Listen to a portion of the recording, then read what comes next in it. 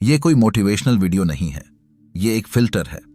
अगले कुछ मिनटों में इस वीडियो को देखने वाले 99% लोग इसे बंद कर देंगे, क्योंकि जो सच मैं बोलने वाला हूं वो उनकी हड्डियों को चुभेगा। दुनिया तुम्हें एक झूठ बेचती है कि जीत टैलेंट से मिलती है। टैलेंट सिर्फ दरवाजे तक ले जाता है, लेकिन उस दरवाजे को लात मारकर अंदर घुसने का दम सिर्फ पेन टॉलरेंस में होता है। 2026 उन लोगों का नहीं होगा जो स्मार्ट हैं, उनका नहीं होगा जो ज्यादा जानते हैं। 2026 उन लोगों का होगा जो वो सह सकते हैं, जो बाकी लोग सोच भी नहीं सकते।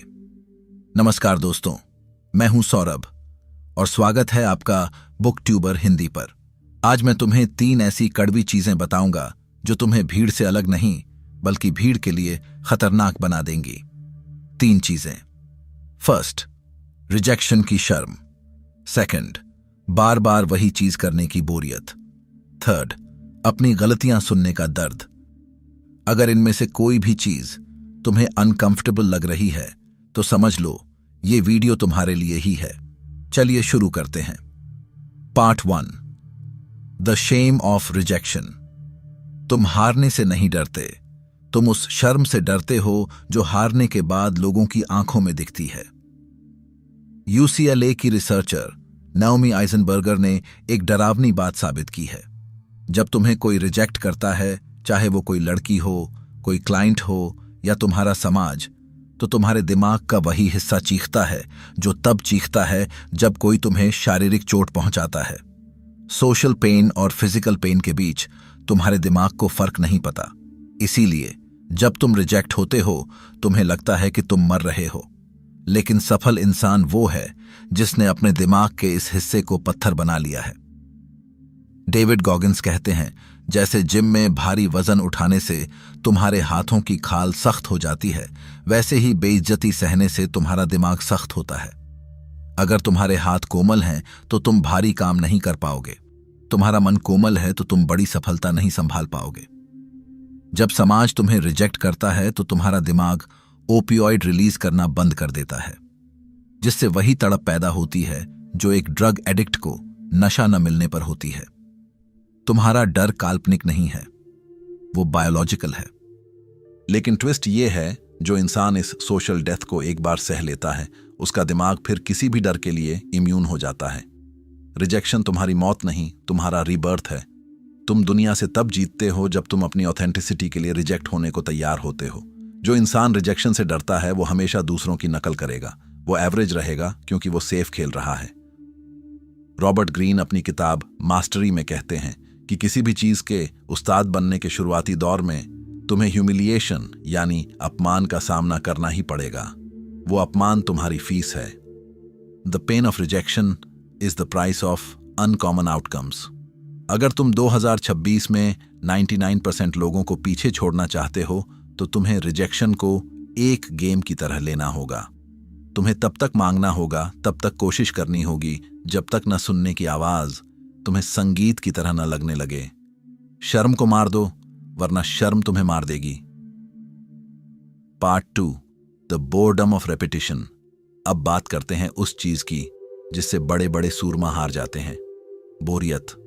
आज की दुनिया डोपामिन की गुलाम है।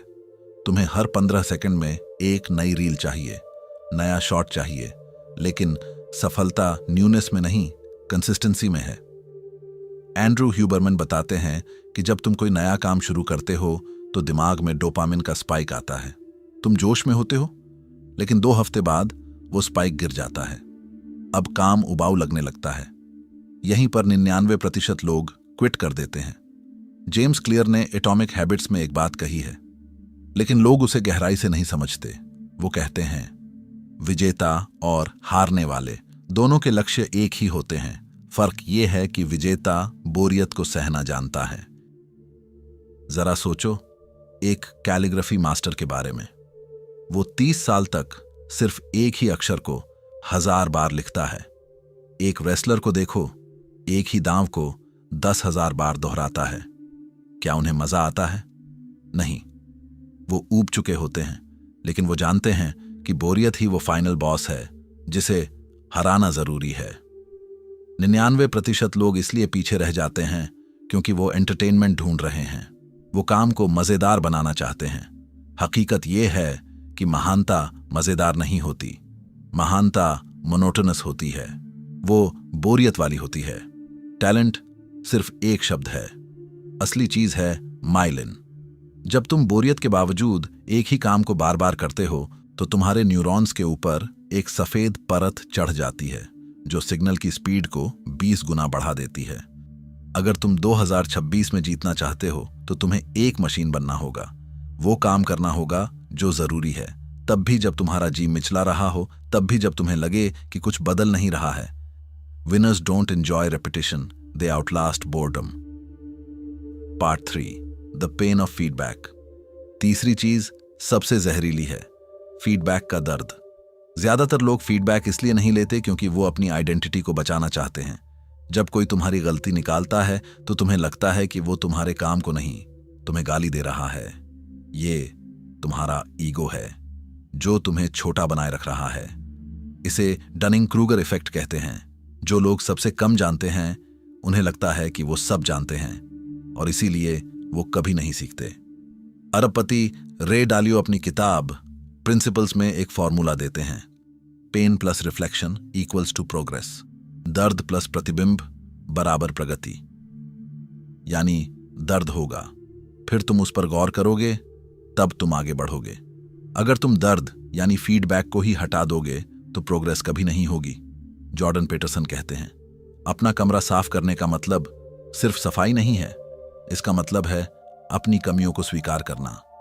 जब कोई तुमसे कहे कि तुम यहां गलत हो तो उसे अपना दुश्मन मत समझो, वो तुम्हें शीशा दिखा रहा है।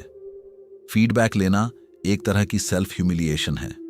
तुम्हें अपनी नजरों में गिरना पड़ता है ताकि तुम नई ऊंचाइयों तक उठ सको। 2026 में अपनी आलोचना को वैसे ही खाओ जैसे तुम खाना खाते हो। ये कड़वी दवा है जो तुम्हें उस मीडियोक्रिटी के कैंसर से बचाएगी जिसमें तुम अभी जी रहे हो। पार्ट 4, फेलिंग 20 टाइम्स इन अ रो। अब मैं तुम्हें एक गणित समझाता हूं जिसे एक्सपेक्टेड वैल्यू थिंकिंग कहते हैं। हारने वाले लोग आउटकम्स के बारे में सोचते हैं। वो एक बार कोशिश करते हैं, फेल होते हैं और कहते हैं मेरी किस्मत खराब है। जीतने वाले लोग इटरेशंस यानी प्रयासों की संख्या के बारे में सोचते हैं। अगर सफलता की संभावना 5% है तो इसका सीधा मतलब है कि तुम्हें 19 बार फेल होना ही होगा ताकि 20वीं बार तुम जीत सको। फेलियर कोई अंत नहीं है, वो एक डेटा पॉइंट है। हर स्टार्टअप, हर बड़ा क्रिएटर, हर एथलीट इसी रास्ते से गुजरा है। अगर तुम लगातार 20 बार फेल होने की हिम्मत रखते हो तो यकीन मानो दुनिया की कोई ताकत तुम्हें सफल होने से नहीं रोक सकती, क्योंकि 20वीं बार तक पहुंचते पहुंचते तुम वो इंसान बन चुके होगे जो उस सफलता को संभालने के लायक है। अगर तुम अभी फेल नहीं हो रहे हो तो इसका मतलब है कि तुम बहुत छोटा खेल रहे हो। तुम अपनी औकात के अंदर खेल रहे हो। बाहर निकलो और तब तक फेल हो जब तक फेलियर खुद तुमसे हार न मान ले। Part 5, looking stupid. यहां मैं तुम्हारी सबसे दुखती रग पर हाथ रखूंगा।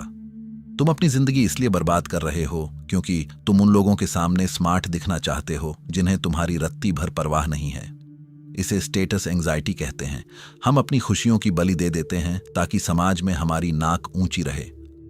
कार्ल युंग का एक वाक्य तुम्हारी रूह कपा देगा। The greatest burden a child must bear is the unlived life of the parents. एक बच्चे पर सबसे बड़ा बोझ उसके अपनों की वो अधूरी जिंदगी होती है जो वो जी नहीं पाए। क्या तुम भी वही कर रहे हो? क्या तुम सिर्फ इसलिए रिस्क नहीं ले रहे क्योंकि लोग क्या कहेंगे? क्या तुम इसलिए नया काम शुरू नहीं कर रहे क्योंकि तुम अपने दोस्तों के सामने बेवकूफ नहीं दिखना चाहते? तुम्हें आज बेवकूफ दिखने की कीमत चुकानी होगी। तुम्हें उन लोगों के सामने गिरना होगा जिन्हें तुम प्यार करते हो। यह दर्दनाक है, ये तुम्हें रातों को जगाएगा, लेकिन यही वो आग है जिसमें तपकर सोना निकलता है। लोग अच्छे बनने की कोशिश में कमजोर हो जाते हैं। एक मॉन्स्टर बनो जो अपने गुस्से और अपनी भूख को कंट्रोल करना जानता हो, क्योंकि जिसके पास खोने के लिए इज्जत होती है वो कभी इतिहास नहीं रचता। अस्पतालों में मरते हुए लोगों पर की गई एक स्टडी ब्रॉनीवेयर में पाया गया कि सबसे बड़ा पछतावा फेल होने का नहीं था, बल्कि उन कामों को न करने का था जो वो करना चाहते थे। Part 6 the separator. आखिरी बात, कन्वीनियंस यानी सुविधा। दुनिया में 99% लोग तब तक काम करते हैं जब तक वो कन्वीनियंट होता है, जब तक धूप नहीं है, जब तक मूड अच्छा है, जब तक घर में सब ठीक है। लेकिन असली खेल तब शुरू होता है जब चीजें इनकन्वीनियंट हो जाती हैं। स्टीवन प्रेसफील्ड अपनी किताब द वॉर ऑफ आर्ट में इसे रेजिस्टेंस कहते हैं। रेजिस्टेंस तब सबसे ज्यादा ताकतवर होता है जब तुम अपनी मंजिल के सबसे करीब होते हो, जब तुम्हारा मन कहे आज रहने देते हैं, आज बहुत थक गया हूं, कल कर लेंगे। समझ लेना कि यही वो पल है जो तुम्हें 99% लोगों से अलग करेगा। महानता सुविधा के सोफे पर नहीं, संघर्ष की सड़कों पर मिलती है। अगर तुम रोज खुद को बोलते हो कि मेरी किस्मत खराब है, तो तुम्हारा शरीर स्ट्रेस हार्मोन्स का ऐसा स्तर पैदा करता है जो सच में तुम्हारी सोचने की क्षमता को 30% तक कम कर देता है। तुम बदकिस्मत नहीं हो, तुम बस अपने ही विचारों के स्लो पॉइजन का शिकार हो। यही वो मोड़ है जहां 99% लोग गायब हो जाते हैं, और यहीं से तुम्हारा 2026 शुरू होता है। तो फैसला तुम्हारा है। 2026 बुद्धिमान लोगों को इनाम नहीं देगा, ये टैलेंटेड लोगों को सलाम नहीं करेगा, ये सिर्फ उन्हें नवाजेगा जिनमें दर्द सहने की हिम्मत है। अपनी सफरिंग चुनो, या तो मेहनत और बेइज्जती का दर्द सह लो, या फिर ताउम्र उस अफसोस का दर्द सहो कि काश मैंने कोशिश की होती। इस वीडियो को अभी सेव कर लो, और जब भी तुम्हारा मन टूटने लगे, जब भी तुम्हें लगे कि तुम हार रहे हो, इसे वापस आकर देखना। ये तुम्हें याद दिलाएगा कि तुम कौन हो और तुम क्या बनने निकले हो। 2026 तुम्हारा इंतजार कर रहा है, पर क्या तुम 2026 के लायक हो? बहुत बहुत धन्यवाद।